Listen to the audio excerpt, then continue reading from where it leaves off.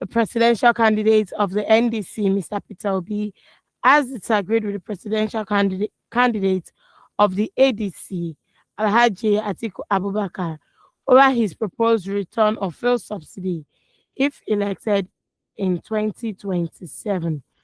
Meanwhile, the presidential candidates of other opposition political parties yesterday clashed over Nigeria's worsening security situation, policing structure, fuel subsidy, and economy as the race for the 2027 presidency took center stage at the NBA conference in Port Harcourt. Obi, who accused the federal government of mismanaging the savings from the proceeds of fuel subsidy removal, said it was not enough reason to bring it back. The ex-governor of Anambra State spoke yesterday at the Nigerian Bar Association conference in Port Harcourt, Rivers State, while reacting to the debate over whether fuel subsidy should be restored as proposed by Atiku. Atiku, who campaigned for the removal of fuel subsidy during the 2023 presidential election, had said he would restore the policy to 27. It's almost I don't go see forget. So this is really amusing. The fact that in 2023, Atiku was campaigning on, oh, I would remove the fuel subsidy, and now here, 2027, 4 years later,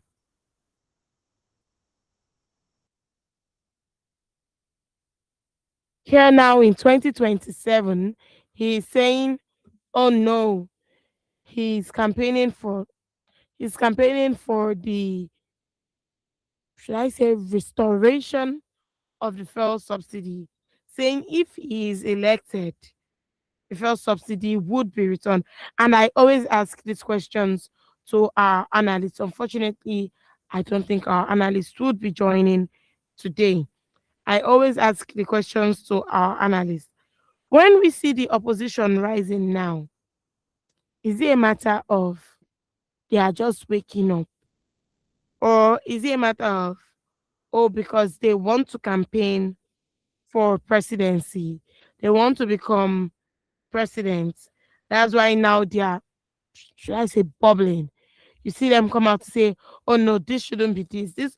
And to be fair, in a normal system, in a working system, what they are doing is actually right. That's the work of the opposition. When there are defects in the rule, when there are, should I say, loopholes or shortcomings, the opposition is to challenge the current ruling party and like speak up. They are basically the voice of the people.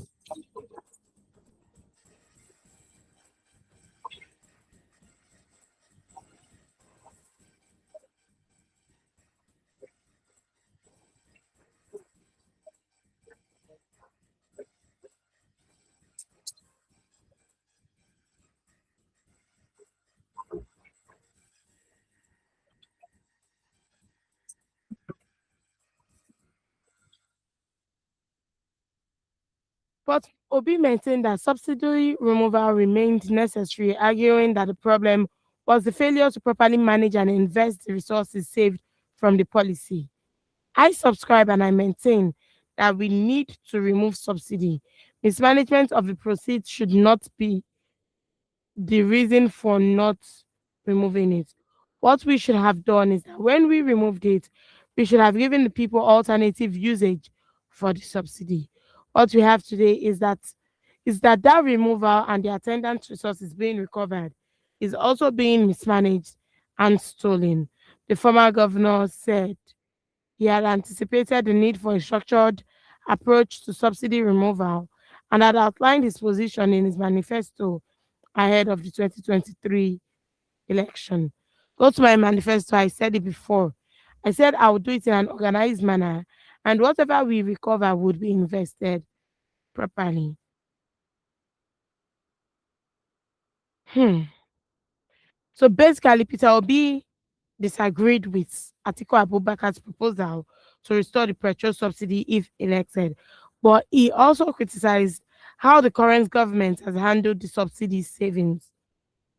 Some of the points he made: support subsidy removal in principle, arguing that it should be done because the policy was unsustainable. He also disagreed or disagrees with Atiku's restoration plan. He rejected Atiku's proposal to bring back the subsidy, maintaining that the issue is not the removal, but how it is implemented. He also said, "Mm, he proposed it in his 2023 manifesto, but a structured manner with proper planning." And this brings us to the question that in Nigeria, we implement laws. I read a headline some days ago that we implement so much laws in Nigeria. We come out to say this should be done this way, that should be done that way, but are we actually implementing it? It's easy to talk. How do we say it? We talk the talk and walk the talk. We talk the talk and walk the talk. It's easy to say, oh, yes, this is what we should do. That is what we should do. But are we doing it? You see so many laws in place, so many, okay, this will be done. We talked about the ASU negotiations last week, where we said, yes, they actually came out to talk to the lecturers, they negotiated, they reached a decision, but yet we are seeing them going on strike.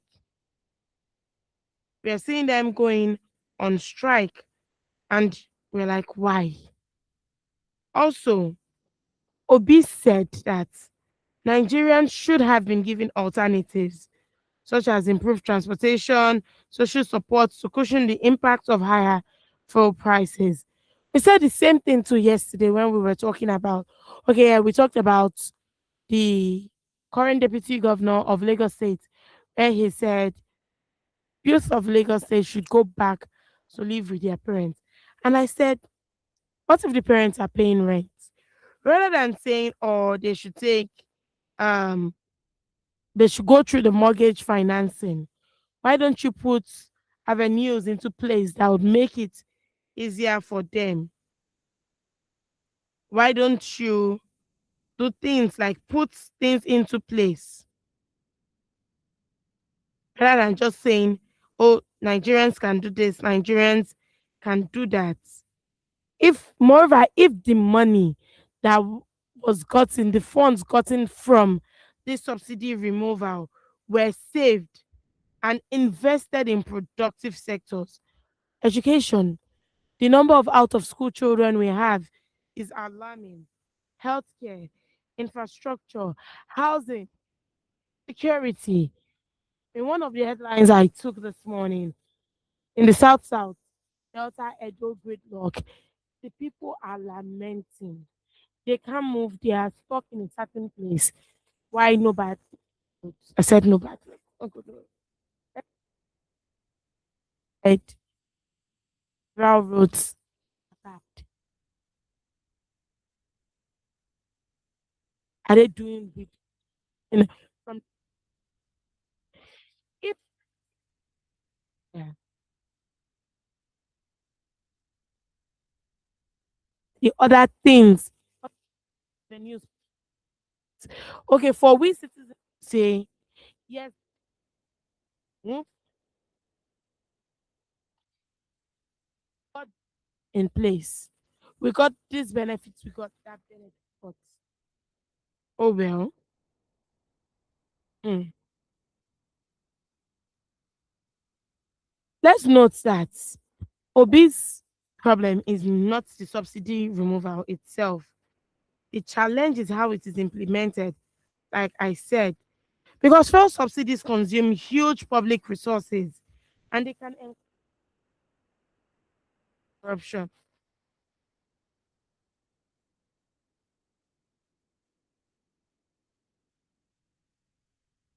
Like I said, adequate transport. Hmm.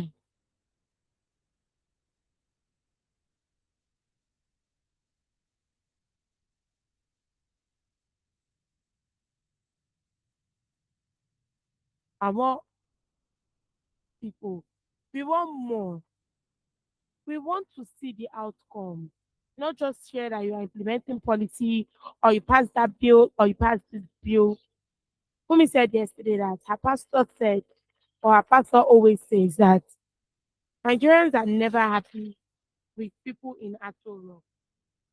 We always feel they could have done more or they should do more. We are never happy with them. We always want more. So the issue is let us see the outcome.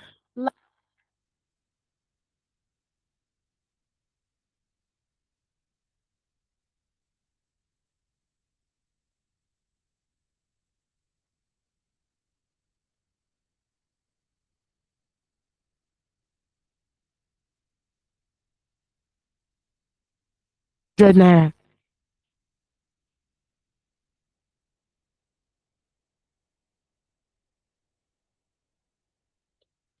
But now flat rate is 5,800 naira.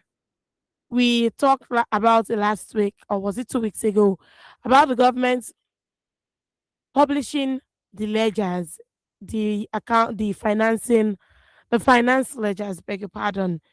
And the analyst was like, do you really think they would publish it? No transparency, no accountability. They just tell us this was done with the money, and we're like, okay, but we don't see the outcome. We don't see what the money was used for. Hmm.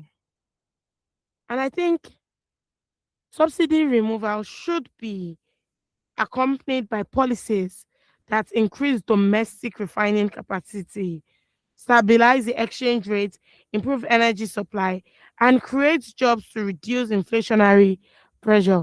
I remember back then in 2023 when the subsidy was removed, we had that, okay, more refineries will be built in Nigeria, the petrol prices would drop because it would become a local, let's say it will be locally manufactured. We don't need to export fuel because when we export, we sell to them and buy at an inflated rate. And we had, oh no, this is never going to happen again. So Nigerians were like, okay, let's see. Anyhow, whatever happens, let's see what happens. And now we see from 800 naira, petrol has increased to 1312.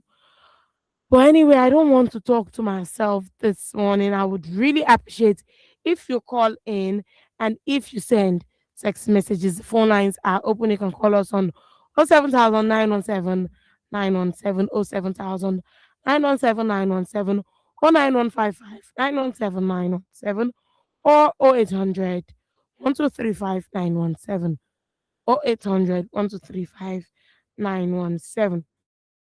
Additional Vasil says, good morning to you in the studio. Atiku said he is going to restore full subsidy if elected as president. Atiku was economically ignorant as the vice president under Obasanjo. All the companies under him were private. As of today, Alaja still rolling and Ajaokuta still rolling. If are they still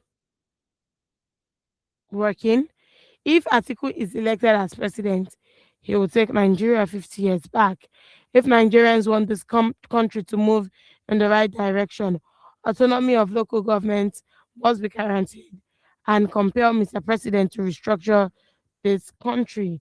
Thank you, Additional Wasil, for your message. Mayor from Ikotun says, beautiful Tuesday to all Nigerians, home and abroad. It is quite unfortunate that we are on our way to promised land, but ABC brought us back. Mm. He says, please remove this cup of water full of bitterness against us, we plead. No good roads, healthcare, education, housing, electricity, feeding, even water to drink. In fact, every sector in Nigeria is dead except corruption. Lies, deceit, and propaganda is the only thing are the only things working effectively in Nigeria. Oh God, arise and trouble those who are troubling Nigerians. Mayor from Ikotun. Okay, so I'm going to be taking the next headline, and this is from the Premium Times newspaper. An ex-minister sacked by Tinubu over corruption allegations appointed into president's campaign. President Tinubu appointed Edu to lead women's mobilization for his 2027 campaign, reviving scrutiny of her 2024 suspension and EFCC investigation amid opposition criticism. President Bola Tinubu has appointed his former Minister of Humanitarian Affairs and Poverty Alleviation, Betta Edu, to a senior position in his campaign council for the 2027 presidential election, nearly 3 years after suspending her for paying government funds into private accounts. The then minister's action violated the country's financial regulation. Edu was named director of women mobilization in All Progressives Congress presidential campaign, which was unveiled on Saturday. The council is chaired by Tinubu with Vice President Kasim Shettima and APC National Chairman Yelwada as Vice Chairman. Former Zamfara Governor Abdulaziz Yari is the Director General, while Imo State Governor Hope Uzodinma is Secretary. Edu's return to a prominent political role has, however, revived questions about the unresolved corruption allegations that ended her ministerial career in January 2024. The ADC has criticized the decision to include Edu and other figures facing corruption related allegations in the campaign council, which was expected. Bolaji Abdullahi, the party spokesman, described the council as a rehabilitation system for people facing unresolved questions over corruption and public and accountability. Hmm. The ADC specifically asked the government to clarify the current status of the cases involving Edu and former Nigeria Social Insurance Trust Fund chairperson Ngozi Olejeme, who was also named in the campaign structure. Once a person becomes politically useful enough, yesterday's questions no longer require today's answer, the opposition party argued. The Guardian newspaper reported that some stakeholders argued that the allegations of wrongdoing should not automatically amount to conviction. In contrast, others warned that the participation of public officials in campaign structures could blur the line between governance, and partisan politics. The campaign council is expected to mobilize support for Tinubu's re-election bid at the 2027 presidential election. For Edu, the appointment marks a significant political comeback after her removal from the federal cabinet and subsequent EFCC investigation. A comeback that has now placed the old controversy back at the center of the political debate.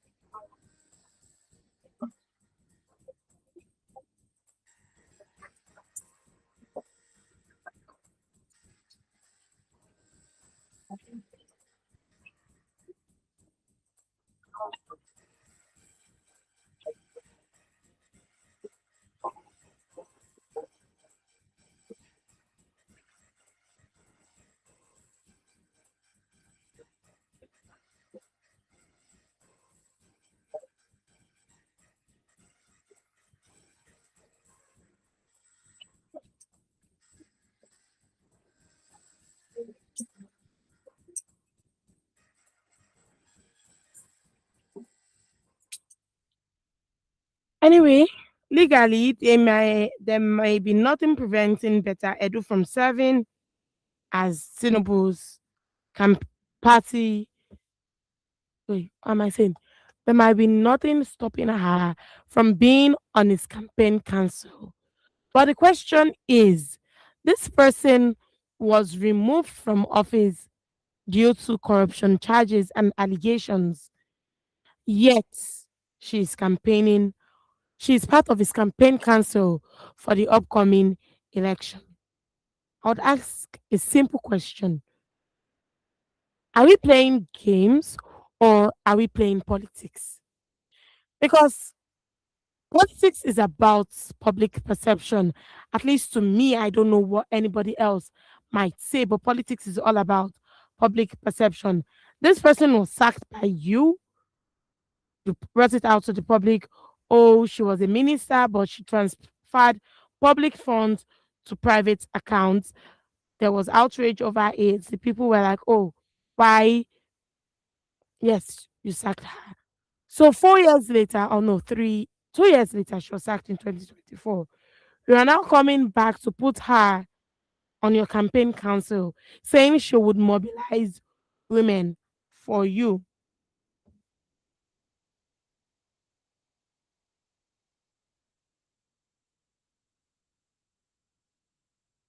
It's giving it's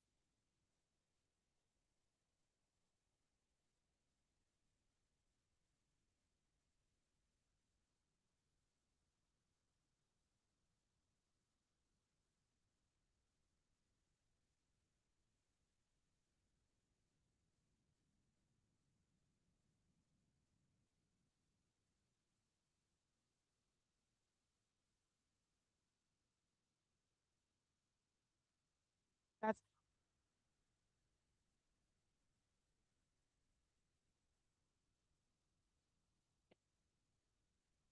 just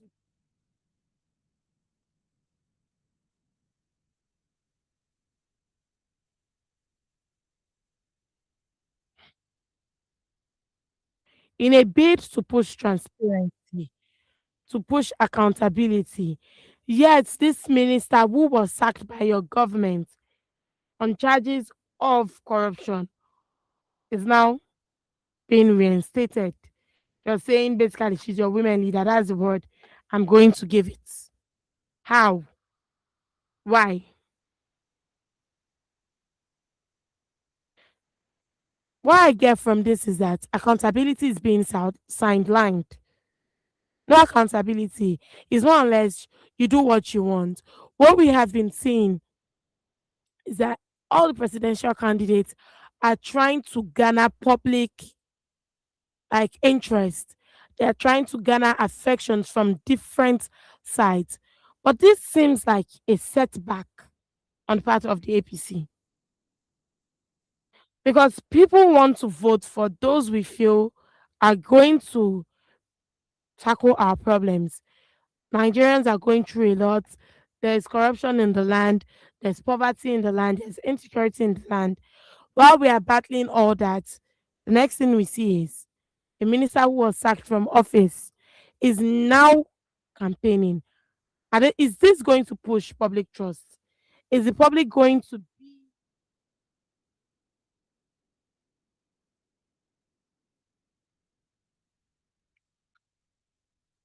are they going to be reassured with the party? Because everybody might feel, oh well, anything we do really doesn't matter.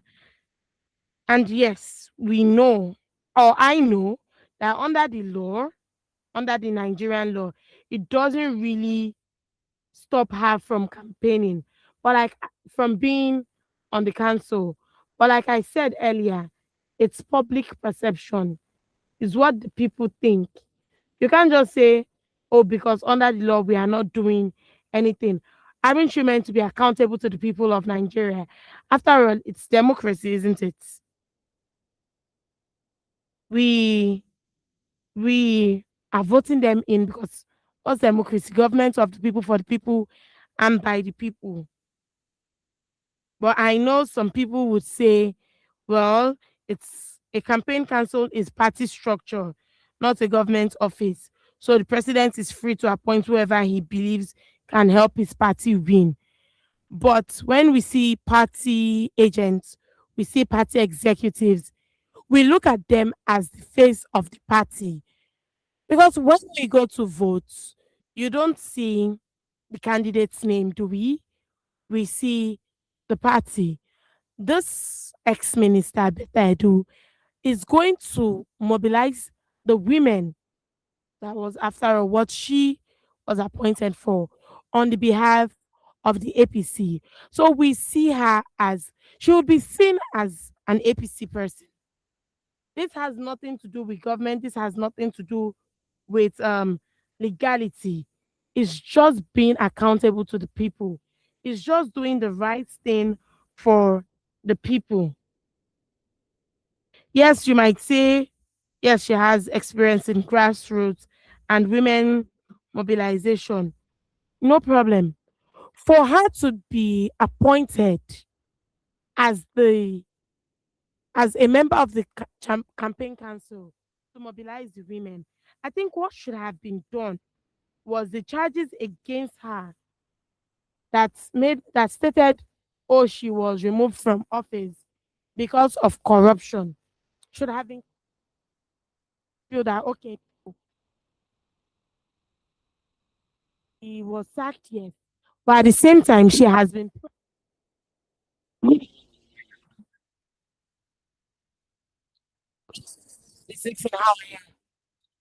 I'm fine, thank you, Nima. Nima, welcome today. not only me Yes, Wakakumo.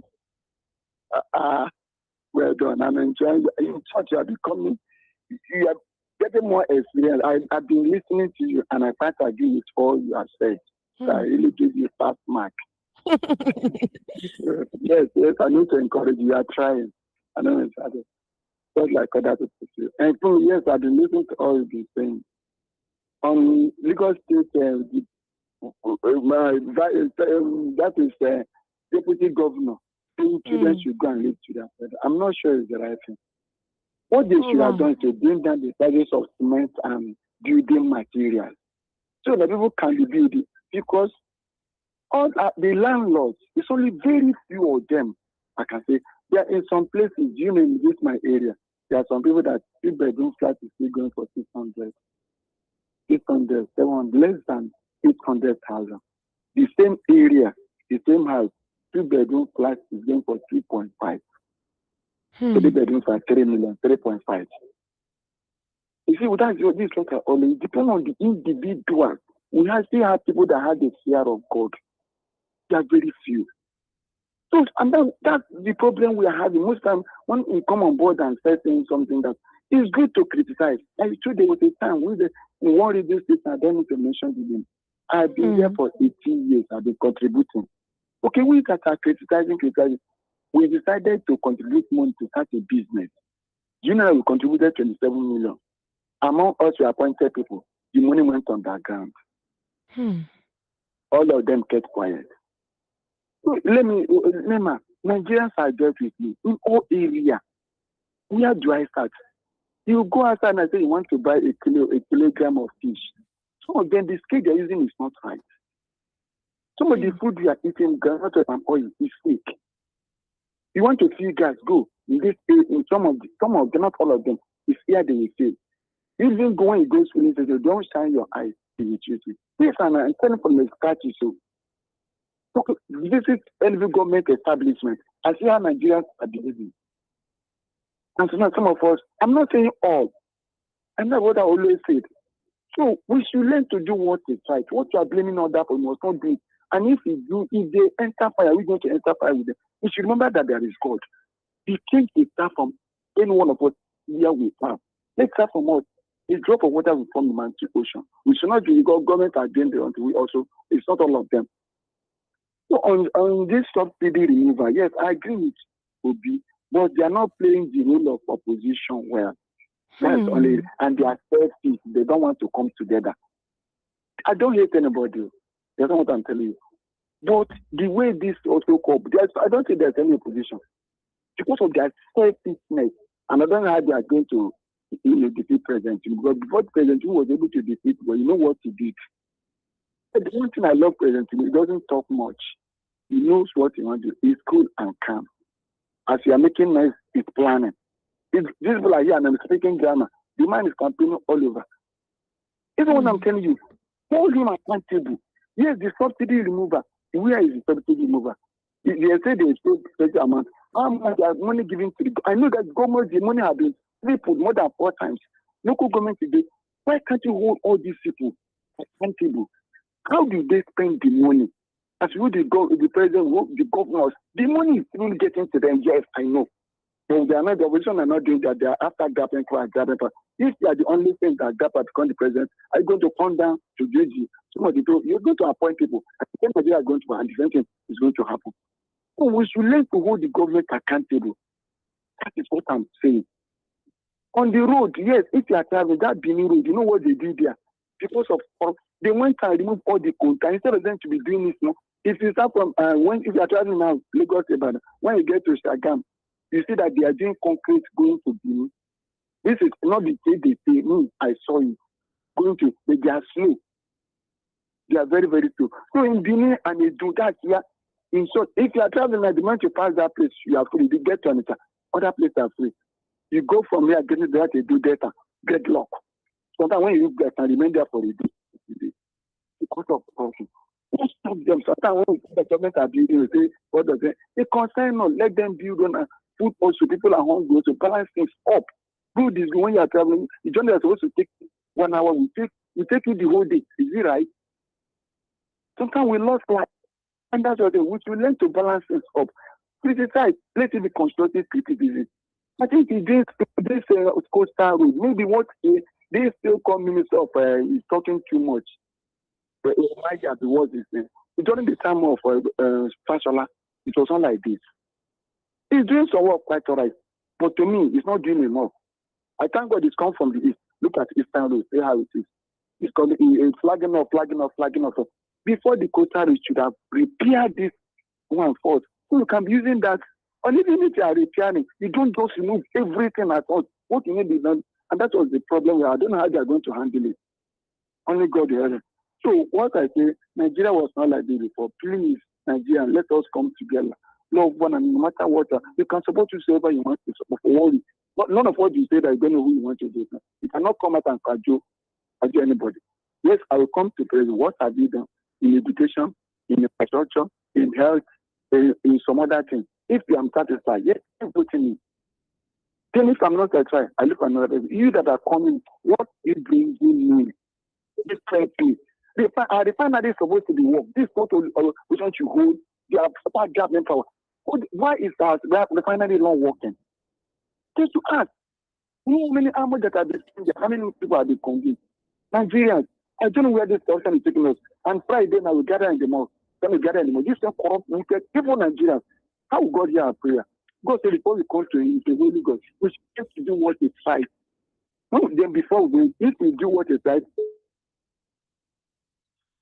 Oh, Evangelist Dixon got cut off. Thank you, Evangelist Dixon, for calling. Evangelist Shegun Edeji says, Nima, why you abandoned? I don't know, Evangelist Shegun. For me, has decided I'm not a baby again. Anyway, God is your strength. Thank you, Evangelist Shegun. Atiku is totally confused, even in his own perceptions, and lost to desperation.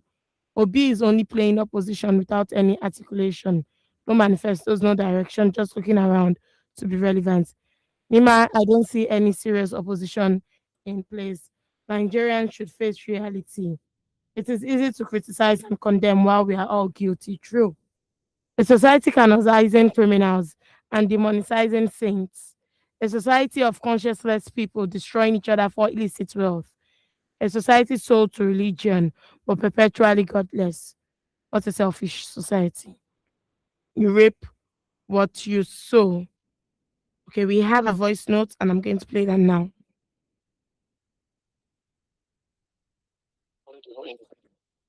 Is my name. I'm calling from Ikorodu. Says Mr. Former Vice President Atiku Abubakar said if he's elected, he's going to restore subsidy back. As far as I'm concerned, from the record of former Vice President Atiku Abubakar, he's an economic ignorance because his former boss, Olusegun Obasanjo, claimed in his book that Atiku Abubakar is prone to corruption. And we can also testify, former Vice President, as the chairman of Economic Council of Nigeria, the Vice President of Olusegun Obasanjo, Atiku privatized Alaja steel rolling in Delta State. As I'm talking to you today, that steel rolling is not working. Atiku privatized Ajaokuta steel rolling in Kogi State. As of today, that company is not working. Atiku sell Amcon, Atiku sell Nigeria Airways, another Nigerian company. The question is, where is the money? This same Atiku that sold all these Nigerian Airways, it did not settle the workers of that company. It did not settle any of them. From all indicators, if Atiku is elected as the president of Nigeria, I must be honest to Nigerians that Atiku will take this country backward, because it's an economic ignorance. For him to come and say he want to restore subsidy, he knows that he did not even know his left to the right, because last 3 or 4 years, he was among those people who clamored that they will remove subsidy. The question is, what has made him make a U-turn? I think Nigeria need to be very, very careful. Yes, President Bola Ahmed Tinubu and his economic team, they did not prudent with the subsidy they removed from the fuel. They did not prudent with that spending of that money, because acquiring presidential jet, buy escalate, as far as I'm concerned, in a situation where you are telling the citizens to touch their bet, I think a good leader needs to show a good example.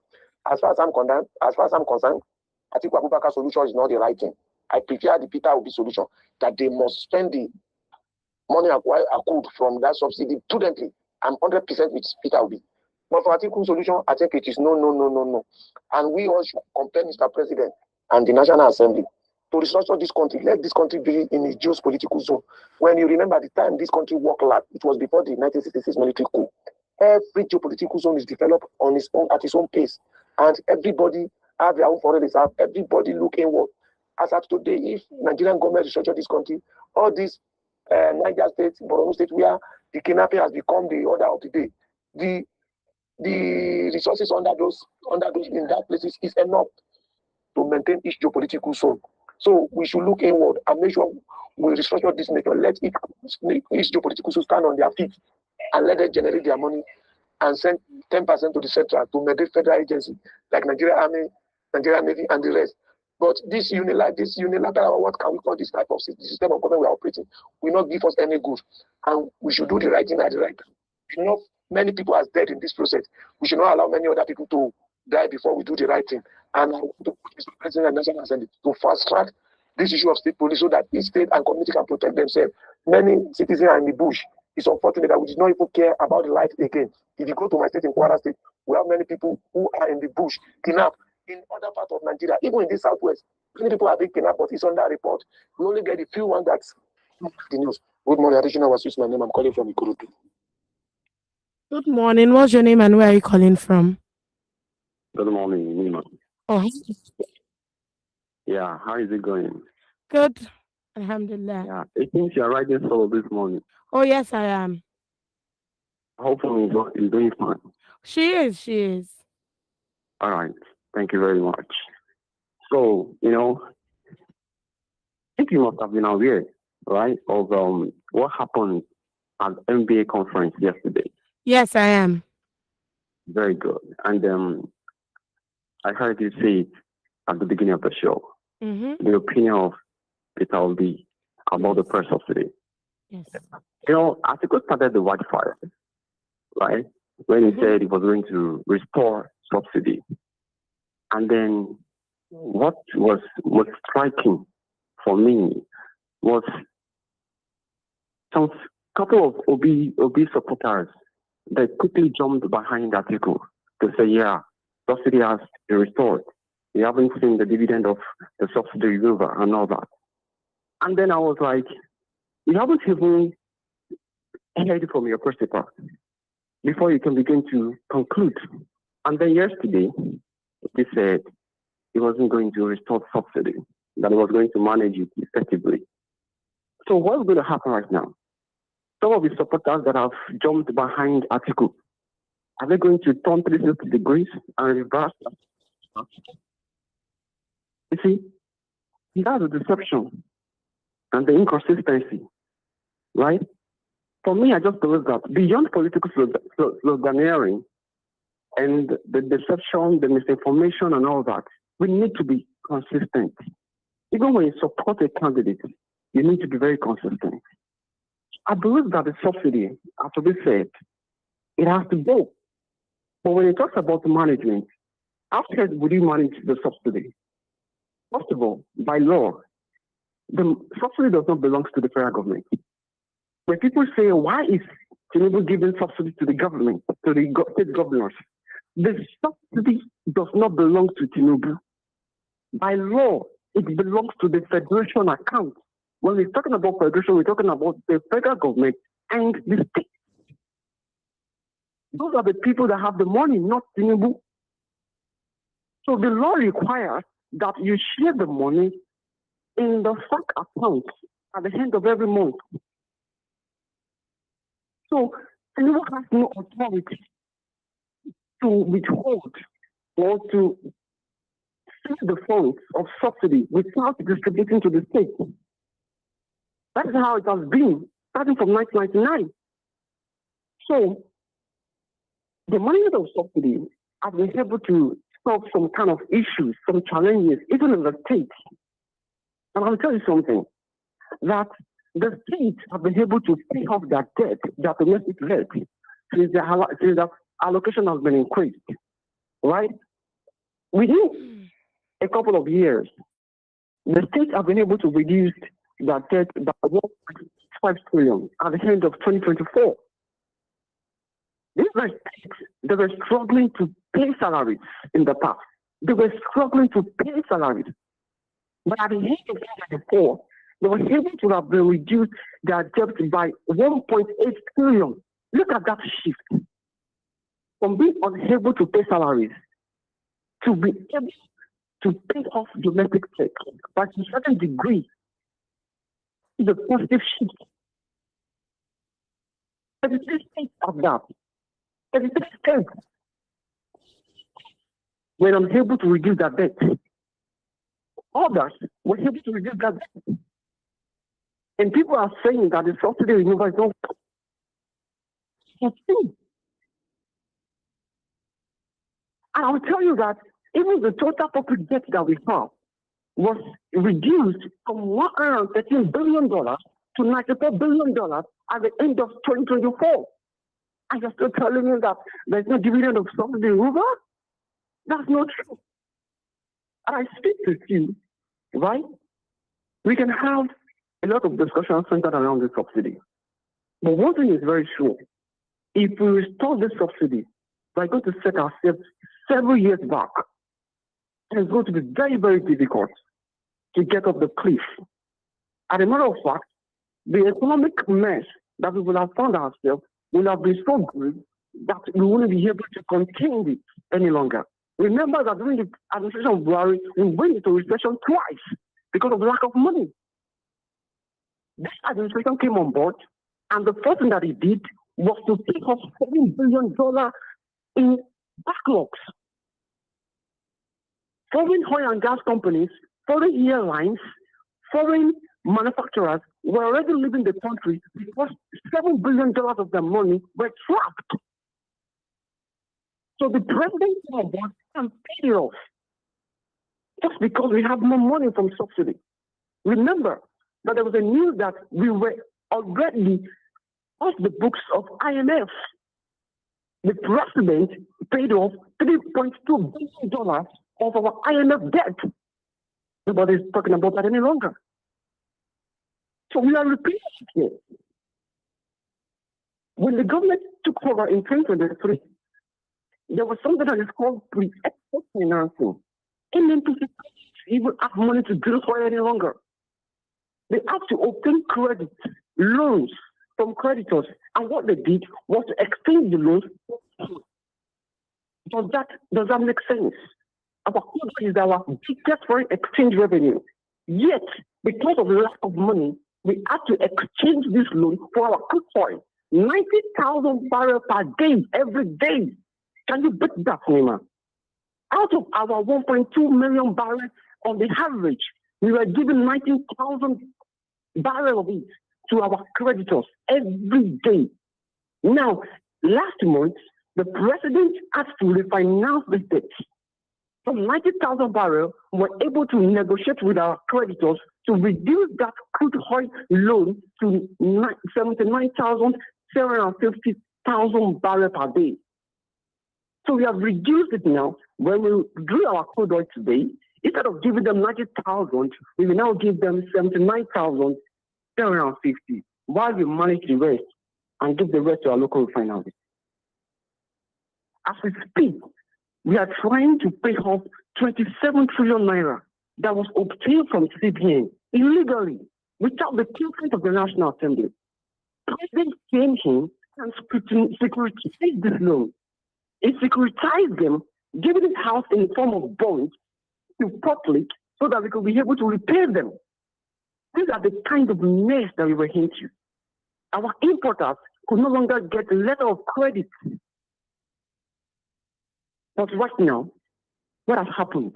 Our foreign reserves have increased from a net reserve of $3.9 billion, a mere $3.9 billion. Our foreign reserve has grown to $30 billion. Our gross reserve has grown to $52.5 billion in a space of 3 years. And you're not giving credit to this president? Are we fair at all?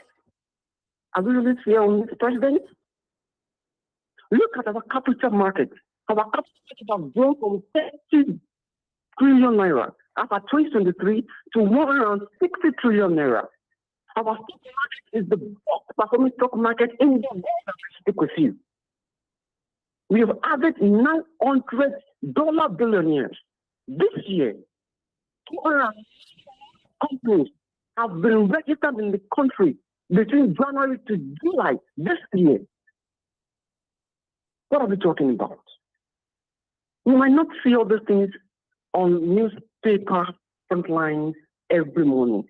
That is why I said it will be better for us to follow the policy implementation of the government, because newspaper headlines will not capture all this facts. We need to capture all these parameters and indices. Do we want to go back to an era whereby our state are indebted? NNPC could no longer drill oil. And CBN were indebted. In fact, we really having this money that at the end of 2023, we were indebted to NNPC to the tune of 2.8 billion naira in subsidy fund. It's a dangerous trajectory, a very dangerous trajectory. That right now we are able to turn the corner. And to be able to turn the corner, it wasn't easy. It wasn't easy. Monkey is swear too. Now the everyday embodiment they make us see them. What the president is doing, people might not really understand and appreciate it. They might not really understand it. Look at what we're having in the education sector. Right now, for the very first time, 24 universities in Nigeria, they were ranked among the best 1,000 in the world. Science Higher Education World Rankings of 2026. 50 years ago, under Goodluck Jonathan, zero universities were ranked. Zero universities were ranked. Under Buhari, the highest we had were 6 universities. Under Buhari, last year, we had 21 universities. They were ranked at the top 1,000 in the world ranking. This year, it increased to 26 universities. Why? Because the schools now have more funding in research. Their researches are being cited in academic journals, which is one of the criteria of the rankings. 1.6 million students are benefiting from meal funds, which means 1.6 million households do not have to worry themselves about tuition fees. In our technical education, what we have students, technical and vocational education training, it has been tuition free. And they also enjoy 22,000 naira monthly stipends. Before that reforms in technical education, we had the enrollment figure of 7,500 candidates. People no longer take technical education seriously. They prefer universities, jump enrollment. But as soon as the government kick off the reforms in technical education, starting from 2024, the admission of candidates jumped to 93,000. Right now, we have more than 96,000 candidates enrolling for technical education. Why? Because the funding we gather from subsidy has been redirected to education, to meal funds, to technical education support. That's why we're having more candidates more students enroll into technical education, more students get tuition free for meal fund. Hmm. So what I'm talking about, if the government is not managing it properly, so why are we having positive indices? We have new medical centers, medical centers. I'm not talking about old, new, world class. They were built. They were built. One was built in Benin, one was built in Casino, another one was built in, I think, Kebbi. Three new world cancer centers. The government is subsidizing kidney dialysis treatment by 50%. There is free DBF treatment in federal medical centers. All right, Mac. I'm so sorry. I'm going to have to cut you short Thank you very because much, we Nima. have run out of time. I'll see you Thank you. tomorrow. You're a valued member. See you tomorrow. Thank you very much for your contribution. But when, just to round off, when you were giving your facts and your figures, we have to ensure they are verified and correct because you spoke about research funding being increased. Oh,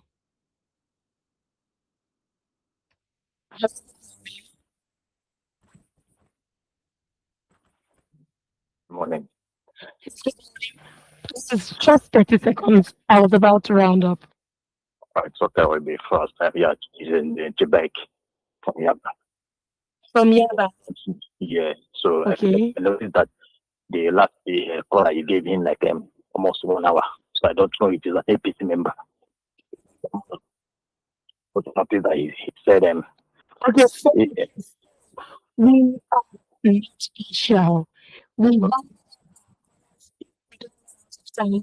I like my colleagues to talk. They are valued members. all right, understand. Let me make use of my 30 seconds. Thank you. Like he said that obedient, we are supporting our second. I want to know who are they giving obedient tax? Did he know that it was obedient tax?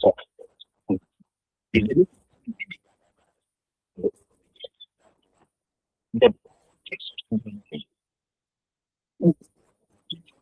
this money they used to get they are giving it to us. It's not um, the the signatures to them. He lets us know that it must be okay. That is, it will be and All right, thank you very much for your call. We have actually run out of time. Like I said, Women Radio, we are independent. We don't support anybody. See, media doesn't support anybody. We don't pick sides. But all members of our Daily News Review family are valued. But anyway, from we at Women Radio this morning, have a blessed